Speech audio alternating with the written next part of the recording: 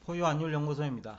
이번 시간에는 중앙은행이 공급하는 현금화폐하고 우리 환율하고 얼마나 관계가 있느냐, 국립경제학자들과 이제 경제 패널들은 엄청난 상관관계가 있는 것처럼 얘기하고 있거든요.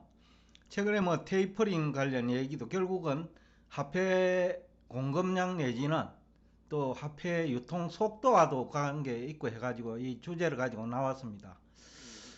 경제학 교과서에서는 이제 근본위제도 시대 이제 이론이니까 본원 통화량 이꼴은 현금화폐죠. 근데 이제 종이화폐 시대에는 본원 통화량 중에 약 한 40에서 50%는 지급준비금이죠. 그런데 지급준비금은 우리가 사용할 수 없잖아요. 은행도 그걸 가지고는 대출도 못하고 또 중앙은행에 들어가 있어요. 법적 지급 준비금은. 그러니까 중앙은행에 있는 돈은 시중에 유통되지 않으니까, 그러니까 본원 통화량 중에서 한 40% 이상은 유통되지 않는 돈이죠. 그게 이제 근본위 제도와 종이화폐 제도의 큰 차이점이죠. 그럼에도 불구하고 이제 우리 경제학 교수들은 또 경제 패널들은 그 본원 통화량과 이제 환율이 밀접한 상관관계가 있는 것처럼 얘기를 하고 있어요. 올해가 대표적인 해인데 연초에 1,000원 간다고 얘기한 분들도 미국이 미국 중앙은행이 너무 돈을 많이 풀었다, 그러니까 달러 가치는 하락할 거 아니냐, 이 얘기거든요. 근데 지금 약 한 1년 지난 시점에 어떻습니까? 오히려 달러 가치는 강세, 달러 인덱스 가격, 그리고 원화가 약세가 되어버린 거죠. 그러니까 경제 전문가들의 주장이 현실과 지나치게 동떨어졌다는 거죠. 그러면 원래만 그러냐? 아니다라는 겁니다. 과거에도 그랬어요. 과거에도 2008년에도 경제학자들이 또 경제 전문가들이 미국 달러 공급량을 늘리니까 달러 몰라간다 했는데 몰락 안 했잖아요. 특히 2012년부터 달러는 오히려 강세로 반전됩니다. 돈은 더 증가하는데. 우리나라도 그건 예외는 아니고요. 그래서 이제 오늘 가지고 나온 주제도 바로 이겁니다. 여러분들이 이제 그런 얘기들을 그냥 있는 그대로 전문가라고 생각하고 그냥 그대로 받아들여 버리면 피해자는 여러분이 되거든요. 그래서 이제 긴축을 하면 마치 주가가 하락하는 것처럼, 또 시장금리가 긴축을 하면 올라가는 것처럼 그렇게 얘기한다는 거죠. 시장금리는 금리와 성장률이 결정해요. 긴축과는 관계없이 시장금리가 만들어져요. 그러니까 우리 경제 전문가들이 여러분들에게 잘못 접근하고 있다는 거죠. 그리고 여러분들은 그분들이 마치 전문가인 양 착각하고 있고, 그러다 보니까 이제 피해자는 결국은 여러분이 되는 거죠. 무엇보다도 환율 얘기인데, 우리나라 원달러 환율도 사실은 우리나라 통화를 합하면 8개국 통화고 우리나라 통화를 제외하면 7개국 통화의 영향을 받고 있어요. 앞에도 잠시 얘기를 했지만은 달러 인덱스 가격 결정 원리가, 물론 매일 아침에 연준이 발표를 하지만은 미국 달러와 6개국 통화, 그러니까 유로화, 엔화, 그 다음에 영국 파운드, 그 다음에 캐나다 달러, 그 다음에 스웨덴 코로네, 그 다음에 스위스 프랑, 이 6개 통화와 가중치를 가지고 만들어낸 수치가 달러 인덱스예요. 그러니까 우리가 원달러 환율도 결국은 미국 연준이 발표하는 달러 인덱스 가격대 원화의 교환 비율이에요.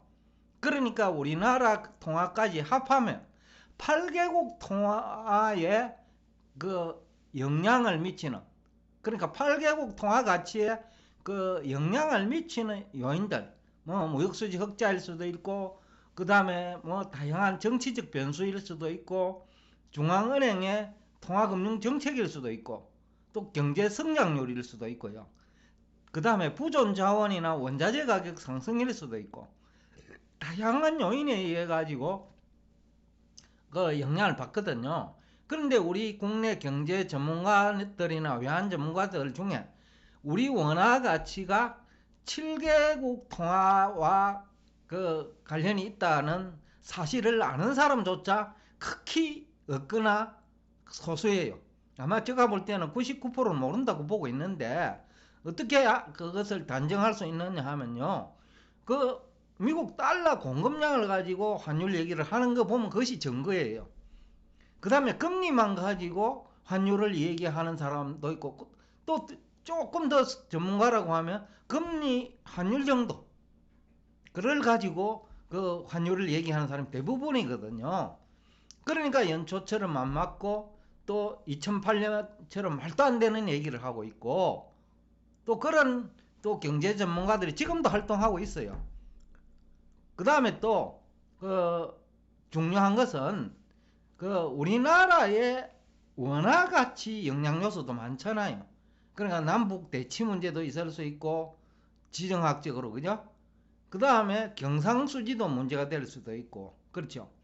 외국인 투자자 동향도 결국은 기업의 경제 활동하고 관련돼 있고, 또 경제 전문가들이 환율 전망에 실패하는 것도 앞에서 환율 그 상승 요인이고, 여하튼 다양한 환율 영향 요소가 융합해 가지고 원달러 환율이 나오는 거예요.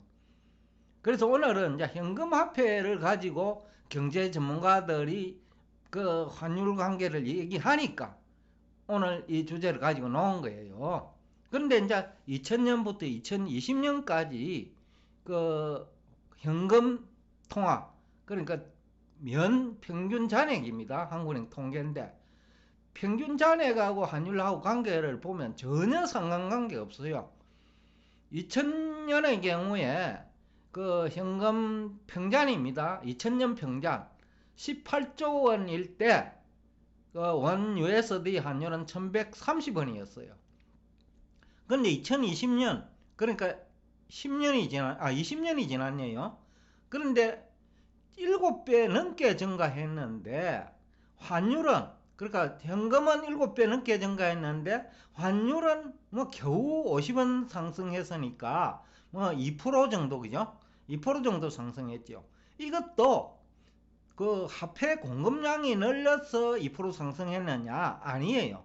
그걸 어떻게 아느냐? 2000년 대비 2005년을 보십시다.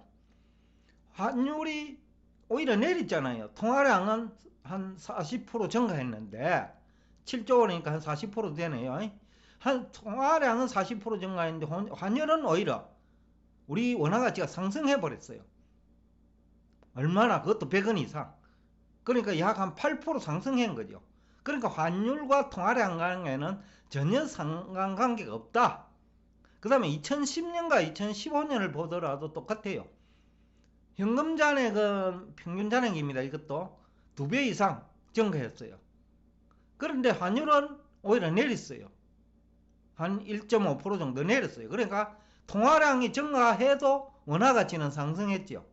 그러니까 환율하고는 아무 관계가 없다라는 겁니다. 또 그 2010년하고 또 2000년하고 대비를 하더라도 뭐 별 차이가 없어요. 통화량은 거의 뭐 2배 이상 증가했는데 환율은 겨우 20원. 그러니까 2%도 안 되죠. 이것도 통화량 때문에 그러면 우리 원화가 강세가 되느냐? 약세니까 오히려 약세네요. 그죠? 통화량 때문에 약세냐? 아니면 다른 요인이 있느냐 이거죠. 2010년이 유럽 그 재정위기가 발생하기 시작한 그 해예요. 그리스 쪽에서. 2012년에 이제 그 그리스 사태가 유럽 전역으로 그 확산됐지만은 그 시작은 2010년이거든요. 그러니까 다른 이유 때문에 원화 가치가 떨어지는 거죠. 그러니까 이제 유로존이 중국하고 의존도가 높는데, 우리가 이제 그 중국이 어렵거나 유로존이 어려우면 서로 좀 어려워지는 경향이 있거든요. 그러면 우리나라의 유럽 수출도 둔화되고 중국 수출도 좀 그 부정적 영향을 받으니까 외환 수급이 조금 악화되는 거죠. 또 외국인 투자자들은 또 그 우리나라 주식에 적극적으로 투자하지 아니하고 그런 요인들에 의해서 그 환율이 조금 상승한 것이지 그것도 1, 2%그 통화량하고는 전혀 관계가 없다는 것을 우리가 알 수가 있습니다. 여하튼 오늘은 이제 우리나라 것만 얘기를 했고 다음 시간에는 미국도 똑같아요. 제가 이제 2014년부터 2018년까지를 봤는데 그러니까 한 4년간이죠. 왜 2014년부터 18년이냐 하면요. 그때 미국이 그 테이퍼링을 그 중단한 시점이에요. 14년이. 그리고 기준금리를 인상하기 시작한 그런 연도예요. 그러니까 그때 통화량과 그 다음에 달러 인덱스 가격 관계를 가지고 보더라도 그렇게 설득력이 없다라는 거죠. 또 무엇보다는 우리가 사용하는 화폐는 그 은행에서 대출금을 포함한 총통화지 현금 화폐가 아니라는 거죠. 그러니까 물가에 영향을 주는 화폐도 총통하고 우리가 사용하는 총통하고 환율에 영향을 주는 화폐도 우리가 사용하는 총통화이기 때문에 현금 화폐를 가지고 얘기하면 안 되는 거예요. 그러니까 경제학 교수나 경제 패널들이 경제학 교과서를 낭기를 해버린 거예요. 근본위 제도 시대에는 뭐 대출도 거의 없었거든요. 왜냐하면 은행이 대출할 돈도 많지 않아요. 금이 있는 만큼만 화폐를 발행해야 되기 때문에 화폐 공급량이 제한되기 때문에 대출도 거의 없었단 말이죠. 그러니까 그 당시에는 본원통화 중심으로 얘기를 해도 되지만 종이화폐 시대에는 대출금이 현금화폐보다 훨씬 많거든요. 우리 가계대출이 지난 9월 말 기준으로 한국은행 통계는 1840조 원이에요. 근데 현금화폐는 그저 140조 원밖에 안 되거든요. 그러니까 12분의 1이라는 거죠. 근데 그런 것을 가지고 마치 보는 통화량이 증가하면 화폐 가치가 떨어지는 것처럼 이 얘기하는 경제학자와 경제 패널이 현실과 동떨어진 얘기를 하는 것이지 현실이 잘못됐다는 식으로 얘기하면 안 된다는 거죠. 그래서 오늘 제가 이 주제를 가지고 나왔는데 문제는 여러분들이 경제 패널들, 경제학 교수 때문에 주식시장에 실패하고 또 다른 자산시장에 실패하고 또 금리 전망에도 실패하고 그런 일이 자꾸 반복적으로 발생하니까 그래서 제가 오늘 이 주제를 가지고 나왔습니다. 오늘도 끝까지 경청해 주셔서 대단히 감사합니다.